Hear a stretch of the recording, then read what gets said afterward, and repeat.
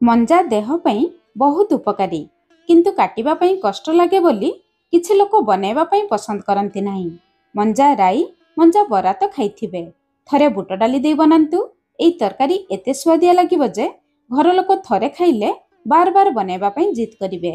जय जगन्नाथ, मु सस्मिता आपण समस्तंकु स्वागत करूछि सस्मिता स्टार किचन को। मंजार एई स्वादिया तरकारी बनेबा पई एठी मु नेछि 700 ग्राम रो मंजा। मंजा उपरे देखिथिबे 3-4 लेयर मंजार टाण चोपा थाए। प्रथमे टाण चोपा गुडी को बाहर करिबा। मंजा कसी अछि कि नै केमिति जानिबे? नखरे टिके दाबिबे, जदि सहजरे दाबि जिवो ताहले जानिबे मंजा कसी अछि। कसी मंजारे बेसी सूता थाए। प्रथमे मंजा उपरे थिबा सेई टाण चोपा गुडी को बाहर करिबा। तळे थिबा मंजार कसी अंश को आमे तरकारी रे व्यवहार करिबा। मंजा कसी रहिले तरकारी रे खाइबा पई भल लागिबो। तापरे मंजा को पतला आउ गोल करी काटिबा। थरे गोल करी काटिबे, जेतिकी सूता बाहरिबो आंगुठी साहाय्य रे सूता गुडी को बाहर करिबे। सूता रहिले तरकारी रे खाइबा पई जमा भल लागिबो नाही। जेमिति वीडियो रे देखुचंती सेमिति काटिबे। थरे गोल करी काटि नेबे, सबु सूता गुडी को बाहर करिबे, तापरे पुनी गोल करी काटिबे। एई प्रोसेस रे मंजा को शेष पर्यंत काटिबे। प्रिय दर्शक बंधु, आपण मानकु गोटे अनुरोध, वीडियो को शेष पर्यंत देखंतु। रेसिपी पसंद आसिले वीडियो को लाइक करंतु, निश्चय गोटे शेयर करंतु। चैनल जदि नुआ अछंती ए जाय सब्सक्राइब करनाहंती प्लीज चैनल को सब्सक्राइब करंतु। फेसबुक पेज को निहाती फॉलो करंतु। सबु मंजा को गोल करी काटी सारिबा परे 3-4टी मंजा को एकाठी करी धरिबे। तापरे मंजा गुडी को पूरा छोट छोट करी काटी नेबे। जेमिति वीडियो रे देखुचंती सेमिति काटिबे। आपण माने पनकी रे भी काटी नै परिबे। एई तरकारी पई मंजा को बेसी छोट करी काटिबा दरकार नहीं। एमिति बड़ रखी काटिले भी चलिबो। एठी देखंतु सब मंजा को मु काटी नेली। गोटे बड़ जागा रे रखिबा। एबे मंजा रे अधा छोट चमच लूण देई मंजा को भलो भाबरे गळेइबा। गळेइ सारिबा परे मंजा को 5-7 मिनिट रेस्ट करिबा पई छाडिबा। मंजा काटी सारिबा परे पाखापाखी 400 ग्राम रो मंजा हला। मंजा सहित आज हमकु दरकार बुट डाली। एठी मु आधा कप बा 100 ग्राम रो बुट डाली नेछि। एई डाली को 4-5 घंटा हला पानी रे बतुरै देथिली। देखंतु डाली भलो भाबरे बतुरी जाइछि। डाली को निहाती भलो भाबरे बतुरै नेबे। डाली सहित गोटे मीडियम साइज रो आलू नेछि। आलू देबा टोटाली ऑप्शनल अछि। आपण माने केवल मंजा बुट डाली रु ए तरकारी बनै परिबे, किंतु अल्प आलू देले तरकारी खाइबा पई भल लागिबो। एपटे 7 मिनिट परे आमे मंजा को टिके चकटी नेबा। चकटी नेले मंजा टिके नरम हे जिवो। चकटी सारिबा परे मंजा को भलो भाबरे चिपुडीबा। देखंतु मंजा रु केते पानी बाहरी जाउछि। चिपुडी सारिबा परे आमे संगे संग पानी रे रखिबा। मंजा को कला पड़िबो नाही। सबु मंजा को चिपुडी सारिबा परे देखंतु मंजा रु केते कसाळिया पानी बाहरी गला। एई कसाळिया पानी रहिले तरकारी रे खाइबा पई जमा भल लागिबो नाही। तापरे भलो पानी देई मंजा को धोई नेबा, भलो भाबरे चिपुडी आनिबा। एबे तरकारी बनेबा पई मंजा हम रेडी ही गला। एतिकी पर्यंत टिके कष्ट काम। एबे चलंतु तरकारी बनेबा स्टार्ट करिबा।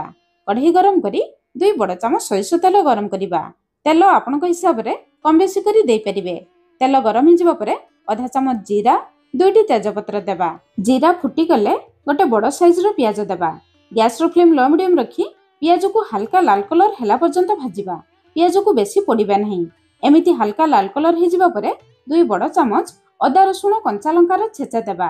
छेचा बनेबा पई एठी मु गोटे हेमदस्ता रे 10-12टी रसुण, आधा इंच रो अदा। रसुण अधिक देबे, अदा कम देबे। राग पई 2टी कंचा लंका देई अदा रसुण कंचा लंका को छेची नेथिली। ए छेचा मसला देई तरकारी बनेले तरकारी रो टेस्ट बहुत बढ़िया आसे। एबे ए छेचा मसला को मसला रे देई गैस रो फ्लेम लो मीडियम रखी अदा रसुण रो कंचा बासना जिबा पर्यंत मसला सहित कसिबा। अदा रसुण को बेसी पोड़िबे नहीं। अच्छा दर्शक बंधु, आपण माने छेचा मसला ना बटा मसला रे तरकारी बनेबा पई पसंद करंती? दया करी टिके कमेंट्स करी जणैबे। अदा रसुण कसी जिबा परे मसला पई 2टी मीडियम साइज रो टमाटो को आमे बाटिकी देबा। टमाटो को बाटिकी देले ग्रेवी बहलिया हेबो। 2-3 चामच पानी देई मसला सहित गळै नेबा। एबे मसला रे सब जिंस को देखि स्वाद अनुसार लूण देबा। आधा छोट चामच हळदी गुंड, तरकारी रे भलो कलर पई आधा छोट चामच काश्मीरी लंका गुंड। राग पई आमे 2टी कंचा लंका मसला रे देथिले। जदि आपण माने अधिक राग पसंद करथुबे अल्प राग लंका गुंड देई परिबे। एबे आउ किछि गुंड मसला देबा नाही।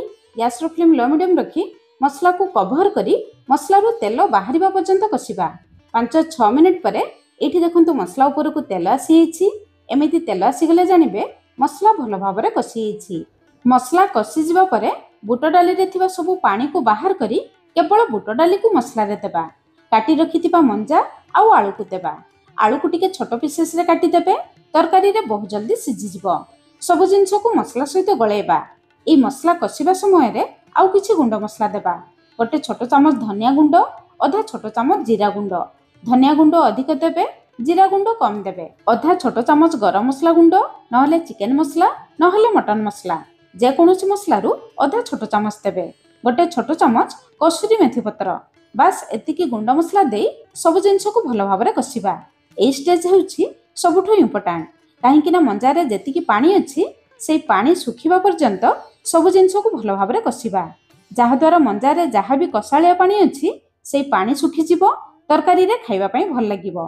5-6 मिनिट परे एठी देखंतु मंजार परिमाण टिके कमी जाईछि। ता माने मंजा मसला सहित भल भाबरे कषि हेछि। मसला कषि जिबा परे तरकारी रे झोल पई आमे गरम पानी देबा। पानी टिके अधिक देबे, काहेकि ना सब जिंस पानी रे ही सिझिबो। पानी देबा परे गैस रो फ्लेम हाई रखिबा। पानी बहुत जल्दी फुटी जिवो। पानी देबा परे टिके चाखी देबे। जदि लूण दरकार पड़िबो देखिकी लूण देबे। एठी मु अल्प लूण देली। एबे गैस रो फ्लेम लो मीडियम रखी 12-15 मिनिट कवर करिबा। जहा द्वारा डाली आलू मंजा सब जिंस भल भाबरे सिझि जिवो। 15 मिनिट परे चलंतु तरकारी को चेक करिबा। देखंतु जेतिके हमें पानी देथिले पानी रो परिमाण कमी जाईछि। एबे चलंतु मंजा डाली आलू सब जिंस को चेक करिबा। देखंतु डाली हमर भल भाबरे सिझि जाईछि, किंतु घांटी नाही। मंजा भी भल भाबरे सिझि जाईछि, आलू भी भल भाबरे सिझि जाईछि। सब जिंस तरकारी रे भल भाबरे सिझि जाईछि, किंतु घांटी नाही। तरकारी एमिति रहिले देखिबा पई सुंदर लागिवो, खाइबा पई मध्ये भल लागिवो। शेषरे तरकारी रो टेस्ट बढ़ाइबा पई 2-3 चामच खंड नडिया, कोरा नडिया भी देई परिबे। भल बासना पई बेस किछि धनिया पत्र देबा। शेषरे आपण माने चाहिले तरकारी को टिके चटुर रे दाबी देबे। ताहले तरकारी रो झोल आउ टिके बहलिया हे जिवो। झोल एतिकी बहलिया रखिबे, तरकारी ठंडा हला परे झोल आउ टिके कमी जिवो। एबे आम रेडी हे गला सुपर टेस्टी बुट डाली दिया मंजा आलू तरकारी। तरकारी रो फाइनल लुक देखंतु केते डेलिशियस देखा जाउछि। ए तरकारी रो नाम आपण माने कोन रखिबे निश्चय मते कमेंट्स करी जणाइबे। आज पई रहिली, पुणी देखा हबा नया रेसिपी रे। धन्यवाद।